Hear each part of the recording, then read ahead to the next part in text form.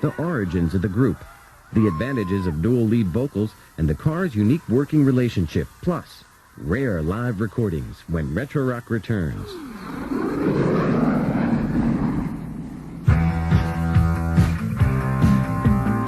Birth of a band.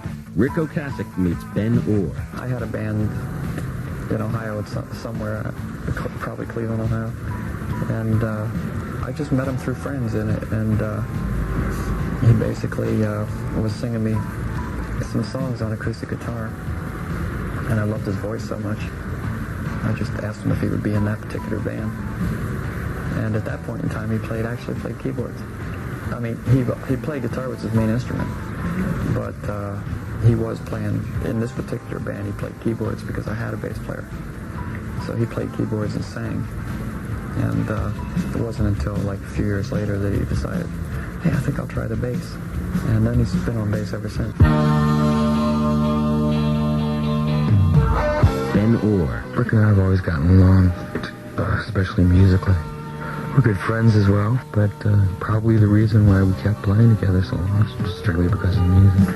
Not strictly because of the music, just because the music and the friendship were wonderful through all these years, and it's continuing on. It's good that there's two singers in the Cars. I think that's an interesting thing that's just always been, you know, Ben and I have been playing for a good 10 years, easy. And we've always just, like, shared vocals, you know, and everything in it. And I like the fact that, you know, it's just that split thing, you know. The voices, I don't know, to me they're not similar at all, but some people think they're sort of, that's hard to tell one from the other. David Robinson. Everybody creates their own part on their own. Even if Rick writes a song and has a lot of parts thought out, we're all free to compose our own parts, whatever they are. Being in this band is really easy. You don't have to worry about covering anybody else's territory. You know, it's like we've never stopped and said, oh, you know, Greg, we're all playing a great part, but Greg, you know, we're going to have to help him think of a part. That's never happened. You know, he might come up with 3 different parts, maybe not be able to choose one, and then say, which one do you guys like? And we're all going to be like a certain one. The Cars' home base. Ric Ocasek. I just decided to come to Boston because I heard it was pretty good. And I ended up staying here because I couldn't afford to get out. But I also liked it. So I stayed. And I still like it. And I'm still staying. David Robinson. I never run out of stuff to do here. When I lived in L.A., I was pretty bored. New York just makes me nervous and crazy. You know, the music scene is real good here. The Cars' first radio airplay. Just what I needed when they played that one. They got some, it was, you know, one of those situations where people phoned in and requested it a lot. In fact, so much so that it just became their #1 cut. And I think that it sort of got reported, you know, in some of the, like, trades and tip sheets that it was the #1 cut. And it wasn't until then that when record companies started reading the trades and finding out that there was a tape on the air that was #1, you know, that's when they came around screaming.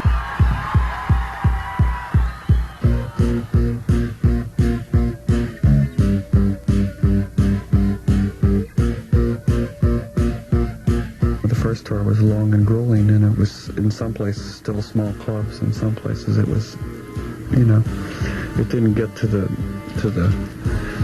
you know, large venues for a couple, at least until Candia or Panorama. Ric Ocasek's true feelings about women next on Retro Rock.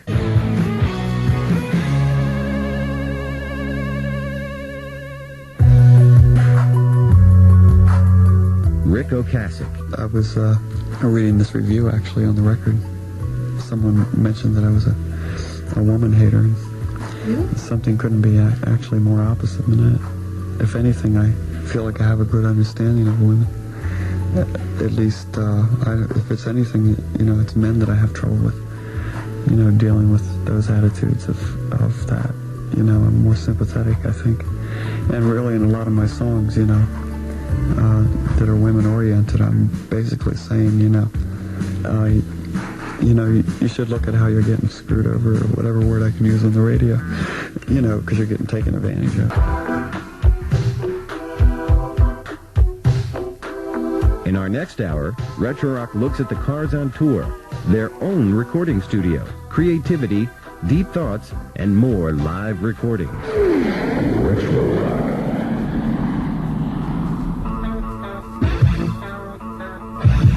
I'm Dan Neer.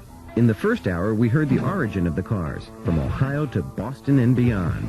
This hour, we look beneath the surface into the soul of the band. Rick Ocasek, live on stage. It's pretty nerve-wracking. But it's okay. You know, you get a, you know, it's exhilarating feeling or whatever, and you go up on the stage and 3 songs later it's past. You know, it's something that you have to get yourself ready to do. I mean, you just can't. It's not like extremely easy. But, you know, after a while, you know, the stage becomes the most comfortable place, you know, because it's the only place that you see every day that's exactly the same. You know, everything else is always changing, your hotels and your location and everything.